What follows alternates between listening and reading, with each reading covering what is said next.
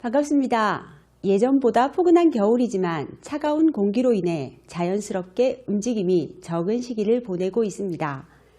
요즘 성인들은 일상생활 중 평균 70%를 가만히 앉아 있거나 누워서 보내고 있고 1960년대 성인에 비해 30% 정도 적게 움직이고 있습니다. 아이들도 교실에 앉아서 수업하는 시간을 제외한 자유시간의 50%를 앉아서 보내고 있으며 특히 어르신들은 깨어있는 시간 중 최대 80%는 몸을 움직이지 않고 정적인 상태로 시간을 보내고 있습니다. 수많은 기술의 발달로 사람들은 작은 움직임으로 일상생활이 가능한 나무늘보의 생활 방식을 선택할 수 있게 되었습니다. 그런데 움직임 없이 오래 앉아있는 생활 습관은 지능의 하락, 반사회적인 행동의 증가, 자존감이 낮아지고 주의력, 기억력, 창의성을 억제하며 노화를 앞당기고 불안 그리고 우울증 발생과 같은 문제로 이어지고 있습니다. 움직임의 뇌과학은 2021년 12월에 국내에서 초판 발행된 도서로 움직임이 어떻게 스트레스와 우울 그리고 불안의 해답이 되었는지, 움직임이 정신에 어떤 영향을 미치는지를 탐구한 최신의 연구들을 소개하고 있습니다. 저자는 몸을 움직여야만 건강해지고 행복해진다는 것을 사람들에게 설득하고 싶다고 합니다. 사람들이 가장 손쉽게 할 수 있는 움직임은 걷기와 달리기를 생각할 수 있습니다. 보통 사람들은 생각이 필요할 때 조용히 앉아 명상하는 것을 선호하는데 그것보다는 편안한 속도로 느긋하게 걷는 것이 더 효과적이고 건강한 정신 상태를 유지할 수 있습니다. 걷기와 사고가 연관되어 있다는 것, 걸으면서 하는 사고의 중요성에 대해 니체, 버지니아 울프, 빌 게이츠, 스티브 잡스 등이 주장했습니다. 여러 천재들의 주장과 실험 결과들을 통해 걷기가 창의적 아이디어의 개발에 도움이 된다는 것을 확인할 수 있습니다. 충분히 걷지 않는 습관, 정적인 생활 습관은 우리의 정신과 정서를 위태롭게 하고 있습니다.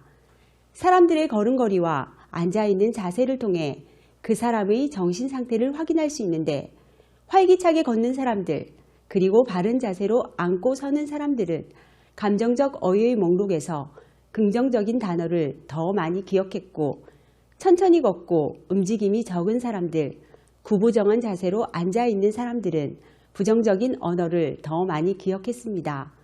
또한 우울증이 있는 사람들은 일반 사람들에 비해 좀 더 천천히 걸으며 팔을 거의 움직이지 않고 구부정한 자세를 취한 채 시선은 바닥을 향하고 있었습니다. 구부정한 자세가 패배감, 사회적 위축, 피로, 그리고 부정적인 언어로 이어지는 것을 볼 때 바른 자세로 앉고 서는 것, 바른 자세로 걷는 것이 우리의 삶의 중요함을 알 수 있습니다. 약간 빠른 속도의 걸음은 우리의 기분을 좋아지게 합니다. 춥다고 움츠려 있거나 가만히 앉아있기보다는 활기차게 걷는 것으로 우리의 몸과 마음 그리고 정신 건강을 챙겨보는 것이 좋을 것 같습니다.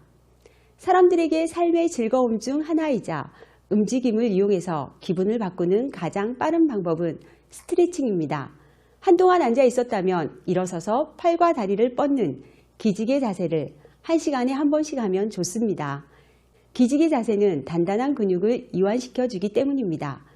의자에서 스트레칭을 하거나 점심시간을 이용해 가볍게 걷는 것만으로도 힘든 하루를 헤쳐나가는 데 도움이 된다고 하니 시도해 보면 좋을 것 같습니다.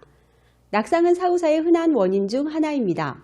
낙상이 특히 위험한 연령대는 60세 이상의 노인들이지만 걱정스러운 점은 우리가 균형을 잃기 시작하는 나이가 놀라울 정도로 앞당겨지기 시작했다는 점입니다. 1000명을 대상으로 한 균형 감각 연구에서 여성은 30세 이후 점점 하락하기 시작했고 남성의 경우 20에서 29세에 균형 감각을 잃기 시작했습니다. 수많은 두뇌 훈련 프로그램에서는 나이가 들어서도 인지 기능을 유지하려면 머리를 더 많이 써야 한다고 말합니다. 하지만 균형 감각 연구에서는 가능한 한 신체의 활동성을 유지하라고 말합니다. 서서 균형을 유지하려는 운동이 노인의 인지 기능을 향상하는 동시에 낙상의 위험을 줄인다는 것을 발견했기 때문입니다. 이런 연구들을 고려하면 최소한 중년 이후부터는 코어를 튼튼하게 만들기 위해 노력해야 합니다. 인체를 지탱하는 근육은 코어 근육이며 우리 몸 전체의 중심이 되는 근육을 강화시키는 운동을 코어 운동이라고 합니다. 달리기, 필라테스, 요가, 수영 등의 근육 운동을 꾸준히 하면 근육이 단련되고 스트레스가 줄어들어 긍정적인 사고를 하는데 도움이 됩니다. 많은 사람들은 약간의 불안을 안고 살아갑니다.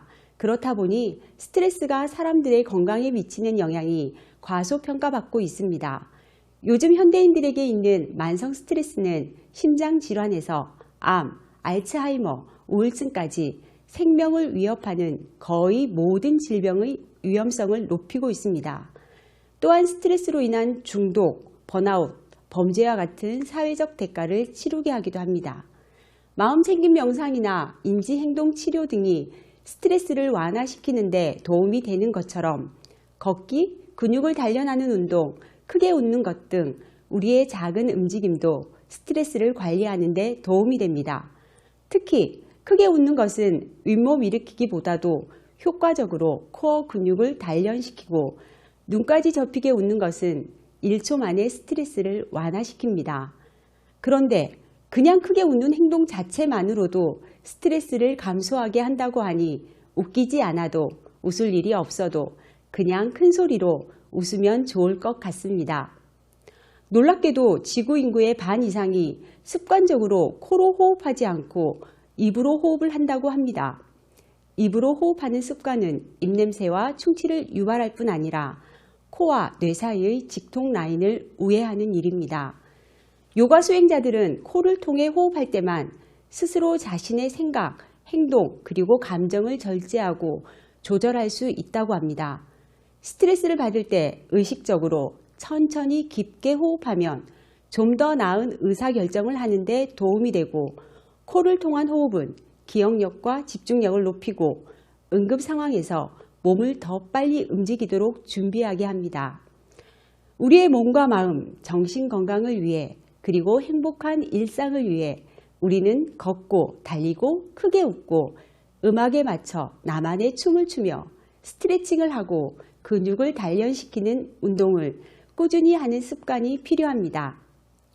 똑똑해지고 싶고 우울한 기분을 떨치고 싶고 삶에 대한 통제력을 갖고 싶은 우리에게 과학은 단 한 문장의 메시지를 전합니다. 지금은 앉아있을 때가 아니라 움직일 때다. 감사합니다.